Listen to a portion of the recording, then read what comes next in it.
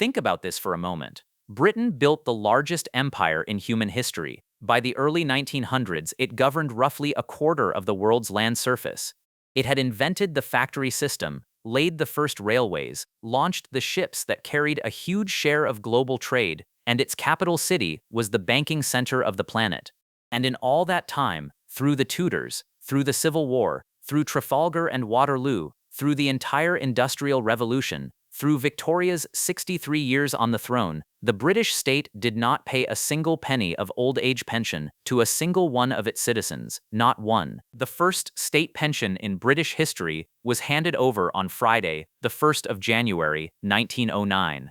Which means that for more than 300 years of organized, tax-collecting, centrally governed England, and for the whole of the period in which Britain became the richest country on earth, growing old without money was not a policy problem. It was your problem. So where did they go? The men who dug the coal, the women who worked the looms, the laborers who cut the canals and laid the track, when their hands stopped working and their backs gave out, and nobody would hire them anymore, where did they actually go? The answer is one of the most uncomfortable stories in British history, and it involves a network of institutions built deliberately on the principle that help should be so unpleasant only the truly desperate would ever ask for it.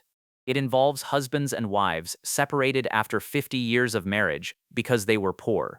It involves an act of parliament that allowed the bodies of the unclaimed dead to be handed to anatomists.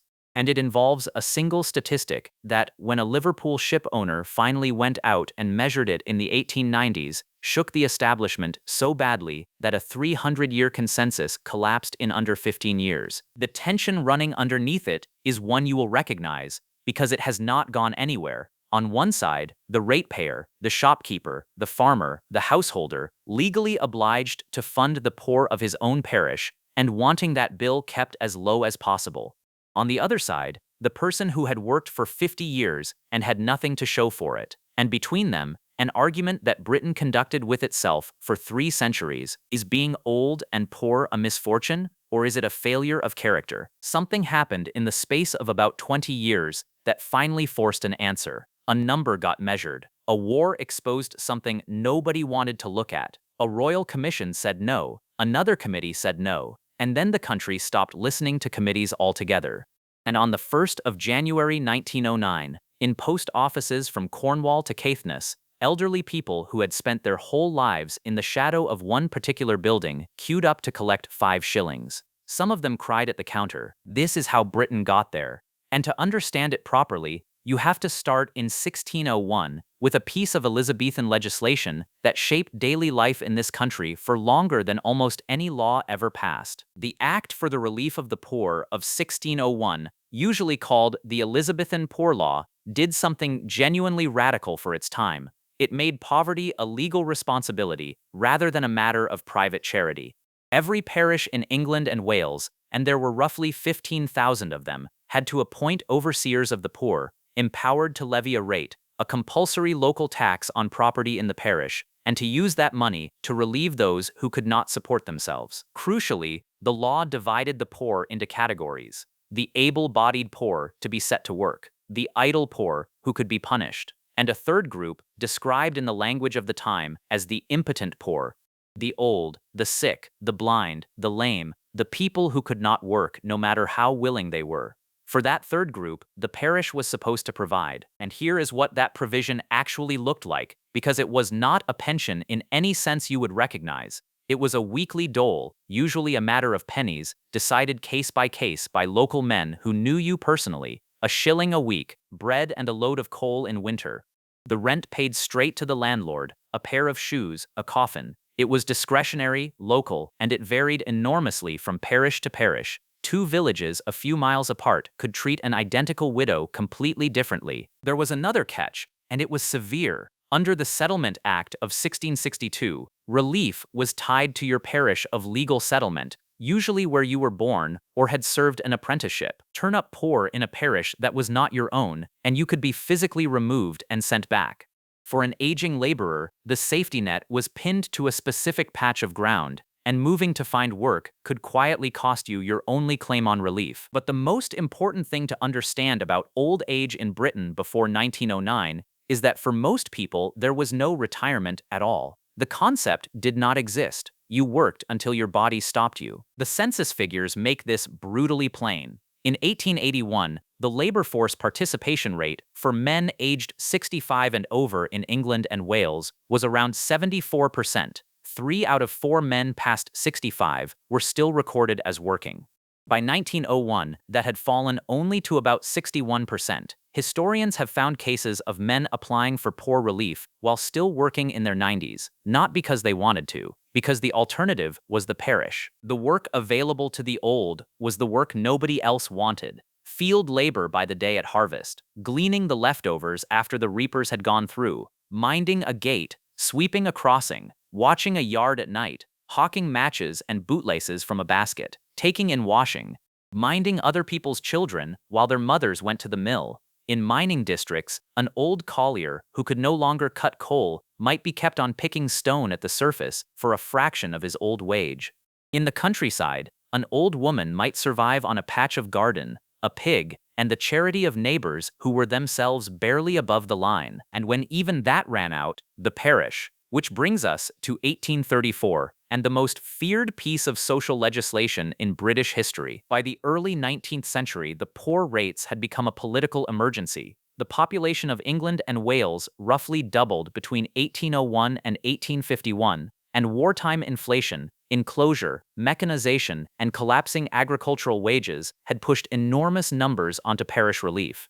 Ratepayers were in open revolt about the cost. In 1832, the government appointed a royal commission to investigate, and one of its leading figures, Edwin Chadwick, was already convinced before the evidence arrived that relief itself was creating dependence. The commission reported in 1834, and Parliament passed the Poor Law Amendment Act within months. It grouped parishes into unions under elected boards of guardians and placed the whole thing under central supervision in London.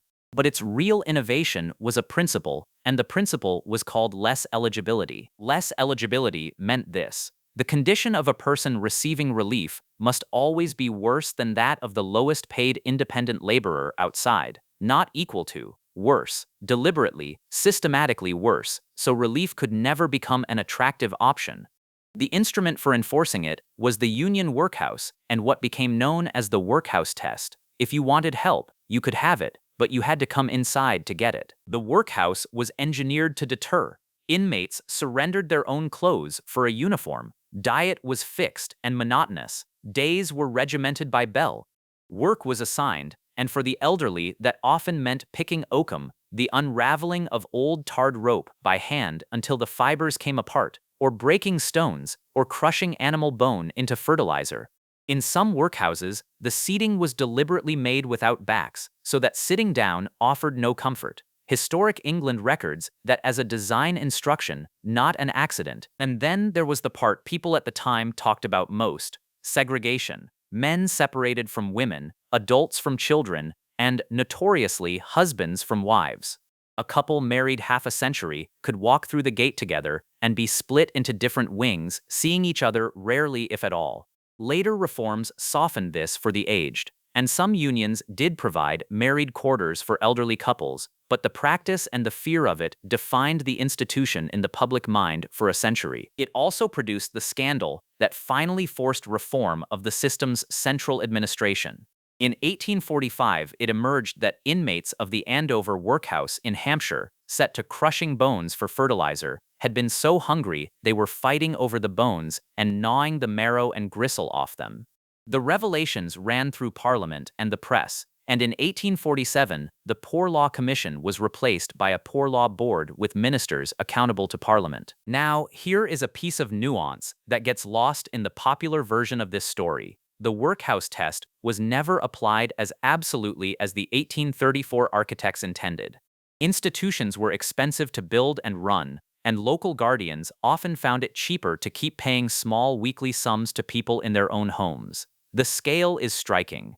In 1841, of roughly 1.3 million people receiving poor relief in England and Wales, only around 192,000 were inside workhouses. The other 1.1 million were relieved in their own homes. Most poor relief spending across the 19th century went on outdoor relief rather than the workhouse. So for many elderly people, the practical reality was not the workhouse. It was 2 or 3 shillings a week from the guardians, in your own room, supplemented by whatever your children could spare and whatever work you could still do. That is an important correction to the popular picture.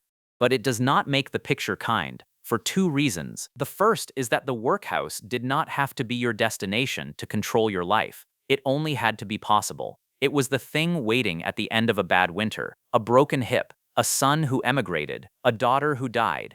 Generations of British people organized their entire financial existence around not ending up there. The second reason is that in the 1870s, the door began closing. Under pressure to cut costs and restore the discipline of 1834, the local government board issued guidance in 1871, pushing unions to restrict outdoor relief sharply. Historians call what followed the crusade against outdoor relief.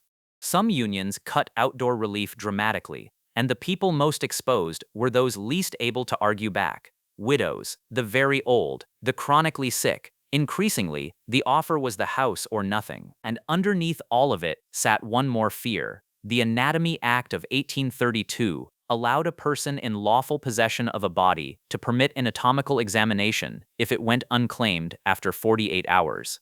The law was written to supply medical schools without relying on grave robbery, and it applied to any institution whose inmates died in its care. In practice, the bodies most likely to go unclaimed were the bodies of the institutional poor. Add the pauper funeral itself, which meant the cheapest possible coffin, and an unmarked common grave, sometimes several coffins lowered together, and you begin to understand why so many working people paid into burial clubs for decades. It was not superstition. It was the purchase of a grave with your name on it. That was the system Britain carried into the age of the telephone and the motor car, and it was almost entirely unexamined because nobody had ever actually counted. Then, in the 1880s and 1890s, somebody did. Charles Booth was a Liverpool-born shipowner, wealthy, statistically minded, and reportedly skeptical of claims about the extent of poverty in London. He set out to measure it. The enormous survey he produced, published in stages from 1889, found that around 30% of Londoners lived in poverty, substantially worse than the campaigners he had doubted were claiming. But it was what Booth did next that mattered for the old. He went looking specifically at age. His study of the aged poor in England and Wales, published in 1894, found that in the early 1890s, roughly 29% of people over 65 were receiving some form of poor relief. Around 8.5% were relieved indoors, in institutions, and about 19% outdoors. And that was the national average. In some districts, according to the research that followed, the rate among the over 65s exceeded 50%. Read that again. In parts of the richest country in the world, at the height of its imperial power, more than half of people over 65 were on relief.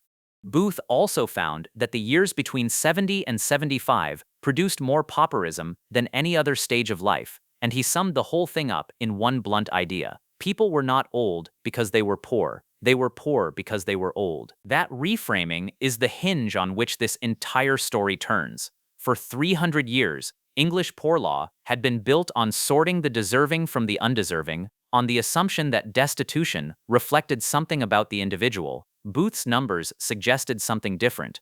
That old age was a predictable, universal, structural risk, and that arriving at 70 with nothing was not a moral verdict, it was arithmetic. Sebum Rowntree, from the Quaker chocolate family, tested the same idea outside London. His investigators visited effectively every working-class household in York in 1899 and found just under 28% of the population living in poverty. More importantly, Rowntree described what he called the poverty cycle, a working-class life moved in and out of want in a predictable pattern. Childhood was a period of want. Early adulthood, before marriage, was relatively comfortable. Then came children, and want returned. Then the children grew up and earned, and there was a brief good period. And then, at the end, when work stopped, want came back for the last time, and did not leave. So why hadn't private provision solved this? Because Britain did have an enormous voluntary welfare sector, and it was one of the most impressive in the world. Friendly societies were mutual organizations run by their members, funded by regular subscriptions, and they were vast. In the early 1890s, the Ancient Order of Foresters had over 830,000 members, and the Manchester Unity of Oddfellows over 760,000. Estimates for the movement as a whole, by around 1910, range between roughly 6 and 9.5 million members. People paid in while healthy and drew out when sick, and many societies also ran burial funds. But they had two structural problems that made them a poor answer to old age. The first is who they reached. Membership required a steady wage and the ability to keep paying subscriptions month after month. It was, as historians of the movement put it, the badge of the skilled worker.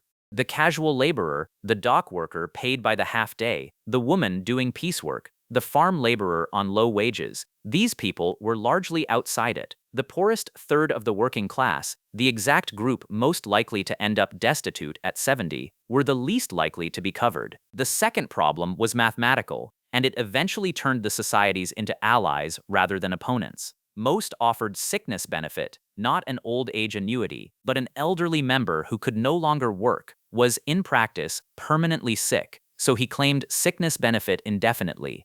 As memberships aged and life expectancy improved, that open-ended liability began to threaten solvency. Societies that had spent decades arguing state pensions would undermine thrift began, in the 1890s and 1900s, to recalculate. If the state took on the over 70s, the societies survived. So by the turn of the century, the evidence existed and the arithmetic existed. What did not exist was political consent. The idea itself was not new. As early as 1878, a clergyman named William Blackley had proposed a compulsory national insurance scheme for old age. Booth himself argued for a universal pension paid to everyone over a certain age out of taxation, with no means test and no character test at all.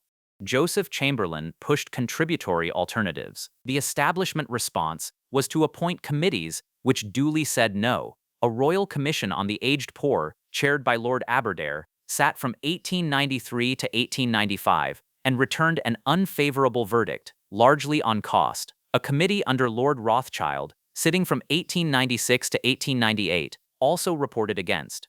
Only in 1899 did a committee chaired by Henry Chaplin report favorably, recommending pensions for the deserving poor over 65. Meanwhile, Britain was being overtaken. Germany introduced old age and invalidity insurance in 1889 under Bismarck, funded by workers, employers, and the state. Denmark brought in a tax-funded, means-tested old age provision in 1891. And in 1898, New Zealand passed an Old Age Pensions Act, championed by Premier Richard Seddon, means-tested and restricted to those of good character. New Zealand mattered enormously to the British debate because it was a self-governing part of the empire, and it proved the thing could actually be administered. That same year, the campaign professionalized. The National Committee of Organized Labor for Old Age Pensions was formed in 1899, drawing in trade unions, friendly societies, and reformers, with funding from figures including George Cadbury and Sebum Rowntree. It ran the issue as a sustained public campaign for a decade, taking it to union branches and public meetings and keeping it alive between elections. Then came a shock from an unexpected direction. The Second Boer War, from 1899 to 1902, produced heavily publicized concern about the physical condition of working-class volunteers, with high rejection rates among recruits reported in some industrial towns. Historians still argue about how reliable those figures were, but the political effect was real. It fed a movement often described as national efficiency, which held that a great power could not afford a population worn out by poverty, and it moved the case for reform from compassion to national self-interest. That shifted people compassion had never shifted. Then came 1906. The Liberals won a landslide, with a substantial group of Labour members elected alongside them, and the balance in the Commons shifted decisively. In his 1907 budget, Chancellor Herbert Asquith committed the government to a pension scheme. In April 1908, Asquith became Prime Minister, and David Lloyd George moved into the Treasury. At the end of May 1908, Lloyd George introduced the Old Age Pensions Bill, and it had its second reading on the 15th of June. Contemporary reports described his speech as almost apologetic, leaning hard on the point that this was a limited experimental scheme that would not solve destitution as a whole. He was managing expectations because the opposition was serious and the money was not there yet.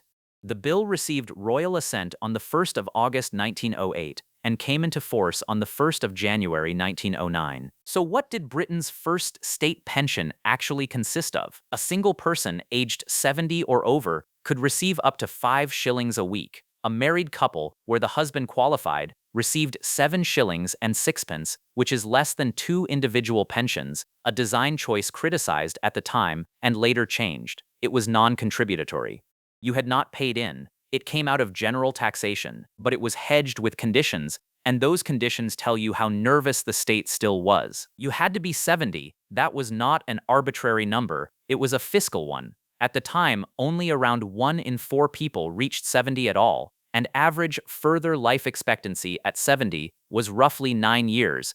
Setting the age at 70 rather than 65, which campaigners and the Labour Party had demanded, cut the cost enormously. There was a means test. The full 5 shillings went to those whose yearly means were below £21, tapering on a sliding scale, with entitlement disappearing above £31 and 10 shillings a year. There were residence and nationality requirements. 20 years as a British subject and resident, with allowances for people who had been at sea or serving the crown abroad. And then there was character. You could be disqualified for having habitually failed to work according to your ability while you were able to, for having been in prison in the previous 10 years without the option of a fine, under the Inebriates Act, and, most significantly of all, you were disqualified if you had received poor relief since the 1st of January 1908. That last clause was where the old world reached forward and grabbed the new one. It meant the very poorest people in Britain, the ones already on the relief booth had counted, were excluded from the pension designed to replace it. Ministers defended it on cost grounds. If everyone on outdoor relief transferred straight onto the pension fund, the bill would be unmanageable. The clause was written to expire and lapsed at the start of 1911, at which point the cost rose exactly as critics had predicted. The pension was also, quite deliberately, set low. Winston Churchill, then a leading reformer in the same government, defended the level with a line that has outlived almost everything else said in the debate. "It is not much," he said, "unless you have not got it." The intention was explicit. The pension had to be small enough that it did not remove the incentive to save, to work, or to keep paying friendly society subscriptions. And then there was the detail that reveals more about Edwardian Britain than any of the numbers. The pension was paid through the post office. That was not administrative convenience. It was a deliberate act of separation. The obvious body to pay old age pensions was the poor law apparatus, which already had officials, records, and offices in every union in the country. That is precisely why it was not used. The poor law carried stigma heavy enough to poison the new pension by association. Paying at the post office counter, alongside stamps and postal orders, with a pension order book, in public, on the high street, said something no clause in the act could say. This is not relief, this is yours. Proving your age turned out to be the strangest practical obstacle. Civil registration of births in England and Wales only began in 1837, and did not become compulsory with penalties until 1875. In Ireland, civil registration of Catholic births only began in 1864. So enormous numbers of applicants had no birth certificate and no straightforward way of proving they were 70. Officials fell back on baptismal registers, census records, employers' books, and memory. In Ireland, one of the questions used to establish age became whether the applicant remembered the night of the big wind, the extraordinary storm that swept the country in January 1839 and was seared into everyone who lived through it. Remember the wind, and you were old enough. On the 1st of January 1909, the counters opened. Over the first year, roughly 490,000 people received the pension, rising above 500,000 as claims were processed. Most early recipients were women, because women outlived men and had the least access to occupational or friendly society provision. The writer Flora Thompson worked in a post office at the time and later described handing the money over In her account, the elderly arrived to collect their 5 shillings, bless Lloyd George by name, bless the young woman at the counter, and bring flowers from their gardens and apples from their trees for a clerk who had done nothing but count out coins. In many communities, the money was simply called the Lloyd George. Now, the consequences. The first was fiscal and immediate. The scheme cost more than the Treasury had projected. Estimates put forward during the debates were exceeded in the first full year, and once the poor relief disqualification lapsed in 1911, costs climbed further, exactly as opponents in the House of Lords had warned, which set up one of the great constitutional confrontations in British history. To pay for the pension and for naval rearmament, Lloyd George produced the 1909 budget, known ever since as the People's Budget. It raised income tax on higher incomes, introduced a super tax on the largest, raised death duties, and proposed new taxes on land. The House of Lords, with its permanent conservative majority, rejected it, breaking the long convention that the Lords did not block finance bills. That triggered a constitutional crisis, 2 general elections in 1910, and finally the Parliament Act of 1911, which stripped the Lords of the power to veto legislation outright. Read that sequence carefully, because it is easy to miss. The decision to pay 5 shillings a week to the over 70s set off a chain of events that ended with a permanent reduction in the power of the House of Lords. Old age pensions did not just change the welfare system, they changed the Constitution. The second consequence was slower. The Poor Law did not die in 1909. A royal commission reported that same year, split into a majority and a famous minority report associated with Beatrice Webb, and neither was implemented wholesale.